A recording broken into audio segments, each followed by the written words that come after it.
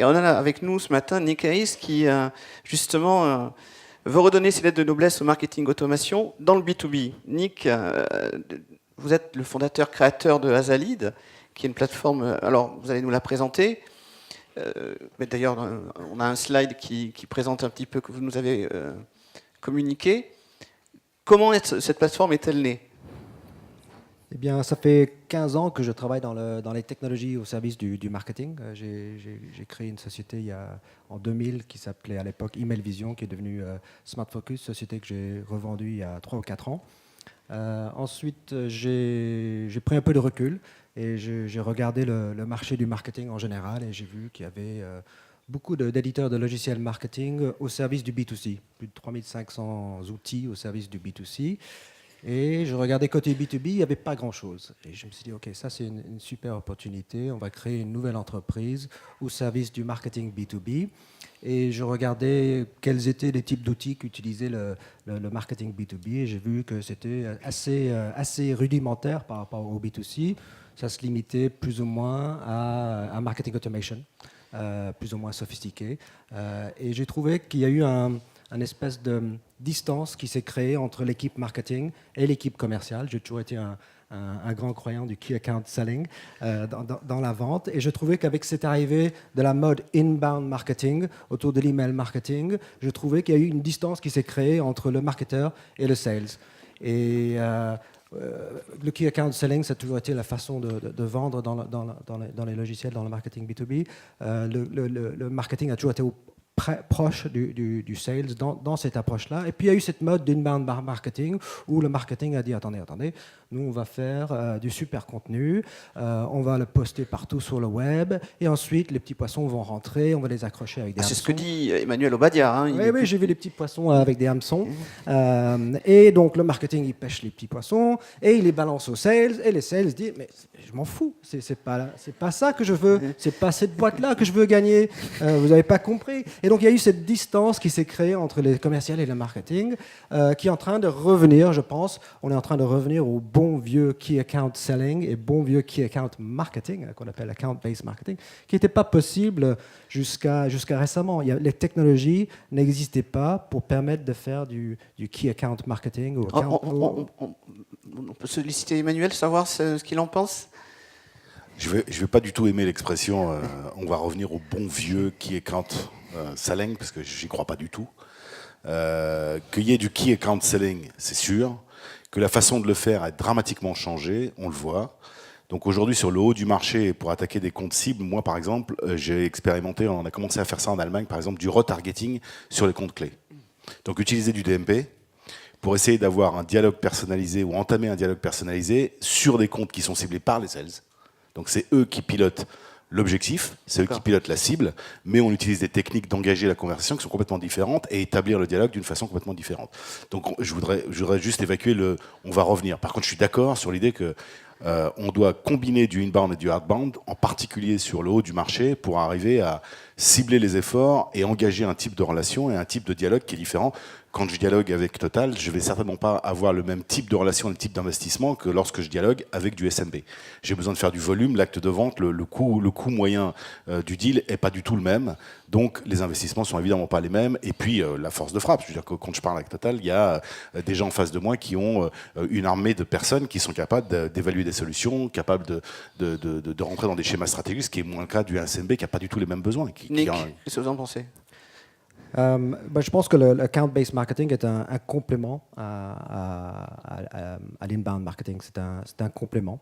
Il n'y a pas que l'email marketing pour communiquer avec ses comptes cibles. Un des gros problèmes qu'on a avec le marketing automation aujourd'hui, c'est qu'on n'a pas encore l'adresse email de toutes les entreprises qu'on cherche à cibler.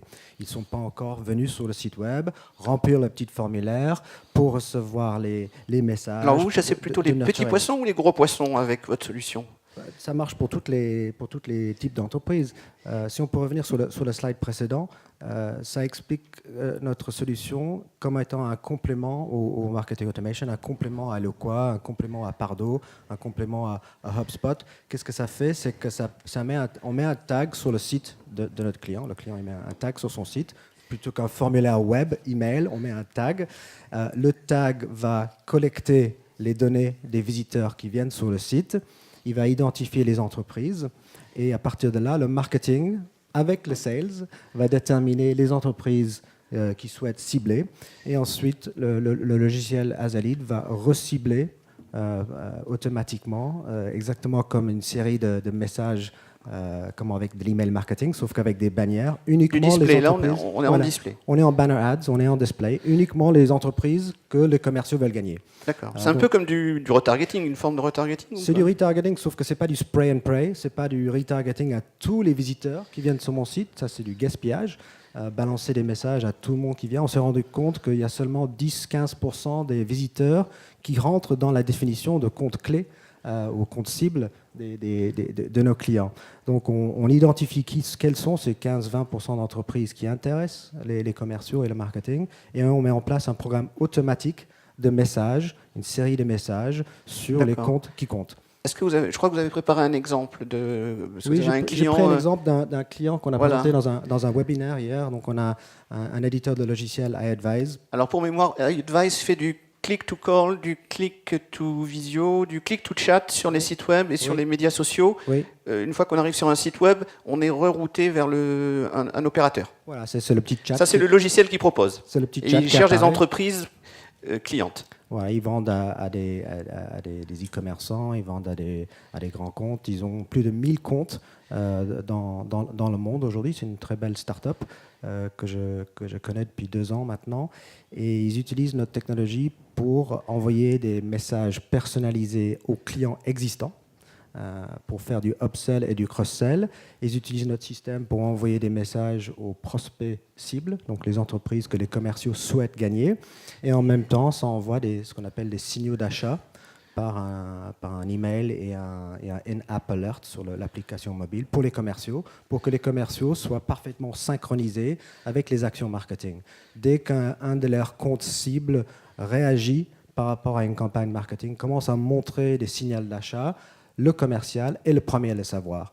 Et ça lui permet de réagir sous forme d'un coup de fil, un email, un contact sur LinkedIn pour pouvoir... Alors, les résultats, le ROI, parce que ça fait combien de temps que ça tourne chez eux, ça, à peu près? Alors pendant la première année, quand on les a rencontrés, ils ne croyaient que dans l'inbound. C'était l'inbound, inbound, inbound. On crée du super contenu, on balance les leads aux commerciaux. Et c'est là où ils ont compris qu'il y avait une limitation. En 2015, on n'a fait que account-based marketing sur les comptes que les commerciaux n'arrivaient pas à toucher, c'est-à-dire une utilisation pour le marketing d'acquisition. Et en 2016, ils ont passé sur l'account-based marketing pour faire de la fidélisation. Ils viennent de terminer leur premier trimestre en sales.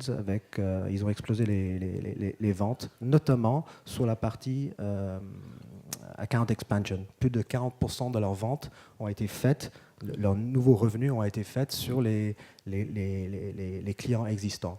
Donc, ça permet de réduire le temps passé des commerciaux sur la prospection pour qu'ils puissent passer plus de temps en marketing. Le retour sur investissement, elle était au bout d'1 mois. Une première vente qui a été faite au bout d'1 mois leur a permis de rembourser le logiciel pendant 1 an. Très bien, merci beaucoup.